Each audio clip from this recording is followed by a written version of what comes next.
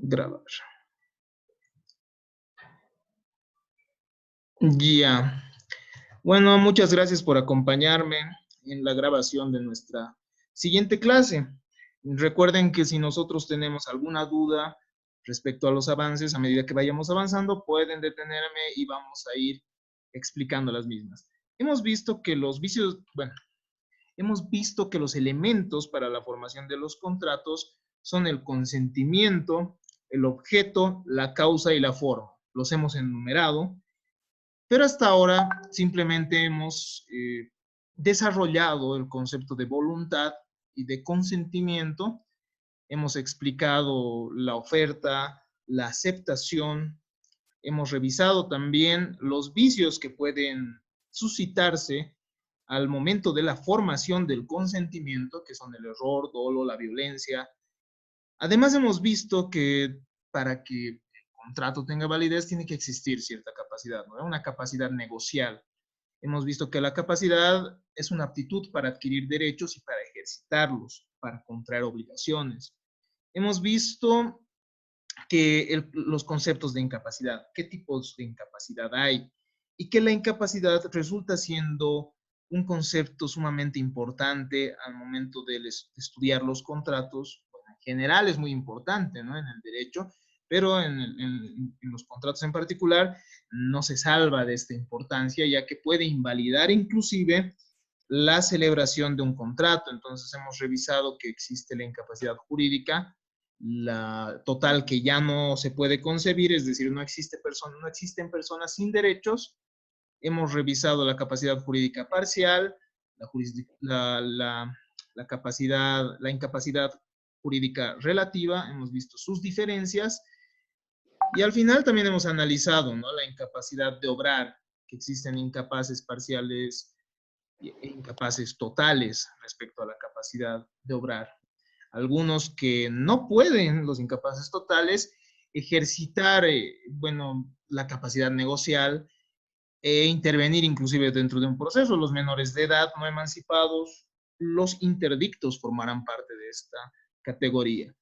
Y en caso de los incapaces parciales, son aquellos que pueden realizar ciertos actos jurídicos válidos, pero no todos, como los menores emancipados, que podrán realizar actos de administración, pero no llegan hasta el punto de administrar extraordinariamente sus bienes. Tenemos también el caso de los menores de edad con profesión, que están, casos que se encuentran regulados en el artículo 5, parágrafos 3 y 4 de nuestro código, que establecen que un menor de edad que tiene alguna profesión u oficio puede disfrutar del dinero que haya generado. Es de esta manera que terminamos la voluntad y el consentimiento como elemento para formar el contrato, es decir, esa traba de voluntades entre un oferente y un aceptante para ingresar a nuestro segundo elemento. Nuestro segundo elemento, que es el objeto del contrato. Cuando nosotros estudiamos el objeto del contrato, encontramos diferentes definiciones. Así, Planiol y los hermanos Mazot nos dan perspectivas diferentes de lo que pudiera ser el objeto de los contratos. Planiol nos establece que el contrato no tiene un objeto en sí mismo, sino con efectos, que son las obligaciones que genera. Al ser el objeto de las obligaciones la prestación de vida, por una elipsis, el objeto del contrato serían las prestaciones debidas. Es decir, el contrato, según nos dice Planiol, no tendría un contrato en sí mismo, sino que el objeto del contrato terminarían siendo el objeto de las obligaciones, que ustedes han podido evidenciar en un curso anterior, que es el de obligaciones como tal, ¿no? En Derecho Civil 2, en nuestra malla curricular. Y al final, ¿cuáles son estas prestaciones? Son las prestaciones de dar, hacer y no hacer. Los hermanos Mazot, por su parte, nos van a decir que el objeto del contrato es la operación jurídica que las partes buscan realizar. Y es que al final sí, ¿no? Las partes buscan que se realicen ciertas actitudes o también que existan ciertas omisiones, es decir, ciertas actitudes pasivas de la otra de las partes, el momento en que celebran un contrato. siendo así la prestación de vida, que va a ser la de dar, hacer o no hacer. Tenemos diferentes y diversos contratos. Si nosotros revisamos los contratos nominados, podemos encontrar un contrato de arrendamiento en el cual el objeto va a tener un objeto, vamos a encontrar, mejor dicho, un objeto doble del contrato. Vamos a tener por un lado una prestación de dar, que va a ser la obligación de quién, del arrendatario, que debe pagar un canon de alquiler, y vamos a tener, por ejemplo, también una prestación de no hacer, que va a ser la obligación del arrendador. El arrendador no debe perjudicar el uso y goce que pudiera tener el arrendatario sobre un bien, ¿no? En la medida de los límites que se hayan obligado, sea para vivienda, sea para instaurar o para tener un local comercial, ¿no? Va a variar entonces bajo el régimen de libre contratación, como le llamará nuestro Código Procesal Civil. Tenemos un contrato de compra-venta, por ejemplo. En el contrato de compra-venta tenemos a la vez prestaciones de dar por ambas partes, ¿no? El comprador deberá pagar el precio, mientras que el vendedor tendrá que entregar una cosa. Entonces, ambos tienen que prestaciones de dar. En el contrato de permuta, ni qué decir. En un contrato unilateral, como el de donación o como el de comodato, existen también ciertas prestaciones, ¿no? En el de donación va a existir también una prestación de dar. En el contrato de donación va a existir en el contrato de comodato también va a existir una prestación de dar. La doctrina española ha manifestado que la prestación de dar no solo implica el entregar el bien, sino también la restitución del bien, que es sumamente importante. Y en el comodato nosotros podemos ver que la obligación de dar está en la devolución de un bien que ha sido prestado. Eso vamos a revisarlo más a profundidad cuando nosotros revisemos las prestaciones el contrato de los contratos nominados, cada uno, ¿no? En particular. Encontramos también prestaciones de hacer, ¿no? Prestaciones de hacer en un contrato de obra, por ejemplo. El contratista debe realizar un determinado, debe entregar una obra, una construcción, ¿no? A favor de la parte que, por su lado, va a exigir esta conducta. Entonces hay prestaciones de ser un abogado que celebra una iguala profesional, o también denominado el contrato de prestación de servicios, tiene que realizar prestaciones de hacer, por ejemplo, ¿no? Por lo cual podemos evidenciar que el objeto de las obligaciones se encuentra presente en el contrato, es decir, las prestaciones de dar, hacer y no hacer. Entonces, las prestaciones que constituyen el objeto del contrato. Y se establecen ciertos requisitos en nuestro código, que ustedes ya lo han analizado anteriormente. Y es que al final el objeto del contrato debe ser posible, pues nadie puede obligarse a lo imposible bajo una máxima de derecho. Tiene que ser ilícito. El derecho no puede tutelar aquellas conductas que sean reprochables por él mismo, ¿no? Y también tiene que ser determinado o determinable. El hecho de que una prestación sea indeterminada puede generar que las partes incumplan incluso, ¿no?, el contrato al que originalmente se han comprometido. Es decir, incluso puede generar problemas, puede generar controversia el hecho de no delimitar o determinar la prestación que debe realizarse. Se tiene que especificar, en caso, por ejemplo, de una prestación de hacer, los días, horas, de qué manera se va a realizar la prestación en la medida de lo posible, ¿no? Tratar de delimitar el objeto de la mejor forma posible. Pero cada prestación, además, desde la perspectiva doctrinaria, tiene ciertos requisitos. Cuando nosotros hablamos de una prestación de dar, nos encontramos ante dos sujetos, un tradens, o también llamado obligado o constreñido, o también sujeto pasivo, que transfiere un derecho de propiedad u otro sobre una determinada cosa, a otro sujeto que va a ser el sujeto activo, que va a ser también denominado facultado, que va a ser denominado también acreedor, ¿ya? Y estas prestaciones de dar tienen ciertos requisitos importantes que no debemos, que debemos considerarlos. El primer requisito de la prestación de dar es que la cosa exista. Bueno, eso emana de la lógica misma de las personas, ¿no? Uno no puede comprometerse a cumplir una obligación, bueno, a entregar un bien inexistente. Además, el bien tiene que estar dentro del comercio humano, ¿ya? Es decir, no debe estar prohibido por la misma ley, tampoco debe ser aquellos bienes imposibles de realizar, imposibles de transferirse, por ejemplo, el sol no estará pues dentro del comercio humano. ¿Por qué? Porque simplemente es imposible transferirlo, ¿no?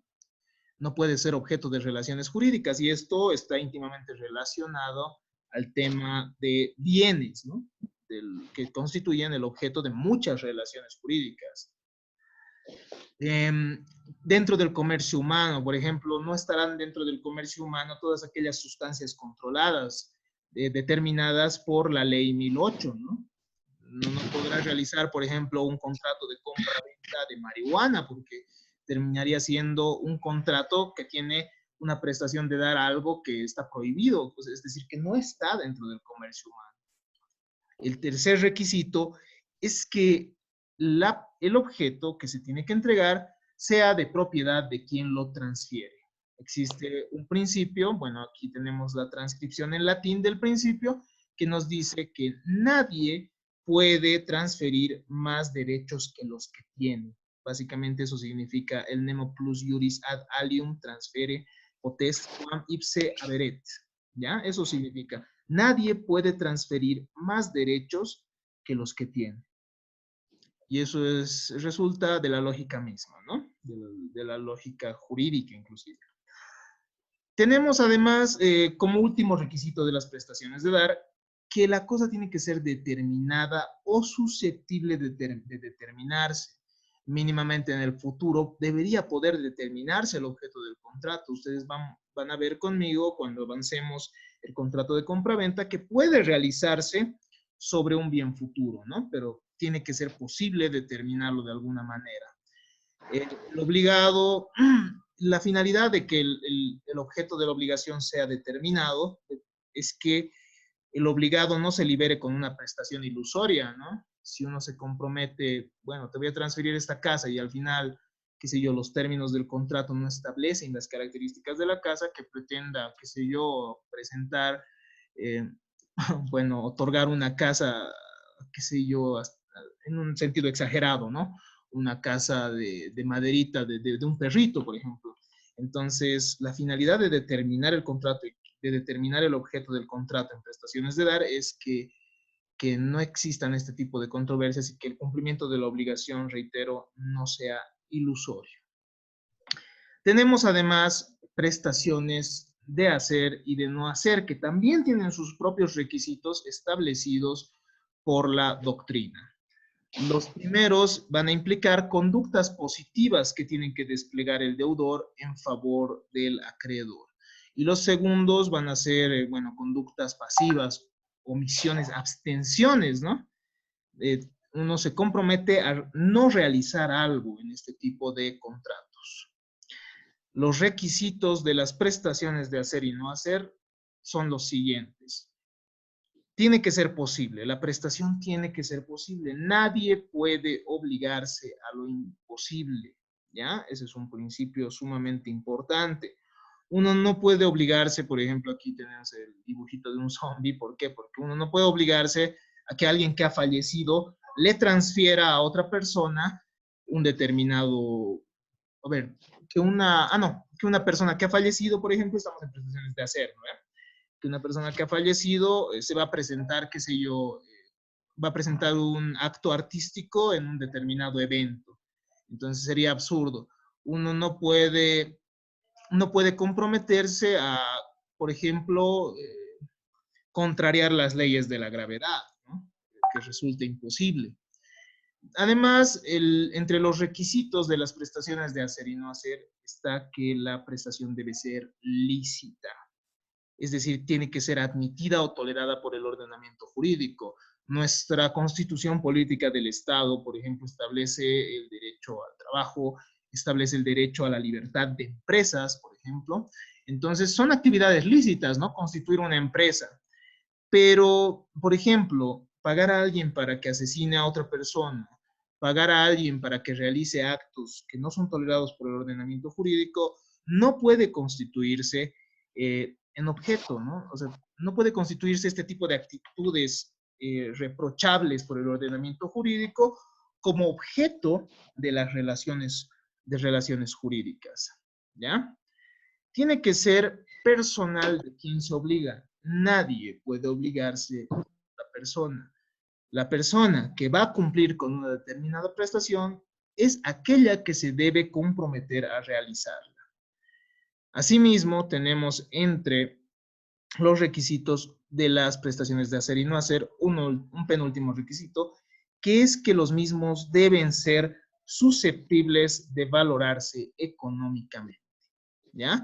Tienen que ser susceptibles de valorarse económicamente. Si una conducta no puede valorarse económicamente, entonces no puede ser objeto de los contratos. Por ejemplo, el amar, bueno, sentir algo por alguien, es ya, digamos, sí pudiera ser, ¿no?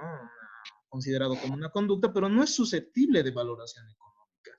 Entonces no ingresaría dentro del objeto del contrato.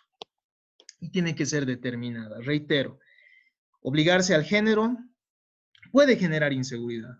Y el momento que ustedes incluso redacten contratos, porque bueno, nuestra práctica evidencia que muchos contratos se hacen por escrito, eh, tienen que hacerlo de manera determinada. Es decir, tiene que especificarse. Si es que nosotros tenemos una prestación de dar, si se dan cuenta, esta característica es compartida con las prestaciones de dar, ¿no? Tiene que ser determinado o susceptible de determinarse. Y la prestación de hacer o no hacer tiene que ser determinada. ¿Qué significa? Que tiene que especificarse. En las prestaciones de dar se tiene que especificar, ¿no? El bien inmueble y se tiene que describir al mismo, se tiene que determinar, se tiene que especificar cómo es este bien inmueble. El bien inmueble con 300 metros de superficie, ubicado entre las calles, qué sé yo, 16 de julio y, qué sé yo, calle, no sé, pero tiene que especificarse el lugar en que se encuentra ubicado, o en el caso de un automóvil, ¿no? El automóvil con número de chasis tantos, con RUAT, registro único automotriz tantos, explicar el número, describir además las características externas, ¿no? De color azul, de color rojo, de color plateado. Se tiene que especificar también el, en lo posible cualquier elemento que diferencia al bien de otros, ¿no? Y en el caso de las prestaciones de hacer también, ¿no? ¿Cómo se va a realizar? ¿Cuándo se va a realizar? Por ejemplo, si tú contratas un grupo musical para que se presente, sea en tu matrimonio, por ejemplo, se tiene que especificar el horario en el que va a realizar, qué tipo de prestación va a realizar, porque si pones, por ejemplo, se realizará un show artístico, entonces no es claro, no es determinada la obligación. Y pueden ir y presentar cualquier tipo de show, ¿no? No necesariamente, qué sé yo, las tocar o, bueno, interpretar ciertas canciones que tú querías que se realicen. Entonces, estos son los elementos que, como vamos a ver en los temas de las nulidades, pueden llevar inclusive a la nulidad del contrato cuando no cumplen con los requisitos o cuando no existen también, ¿ya? Entonces, eso lo vamos a revisar en posteriores clases. De esta manera hemos terminado la temática de el objeto de las obligaciones.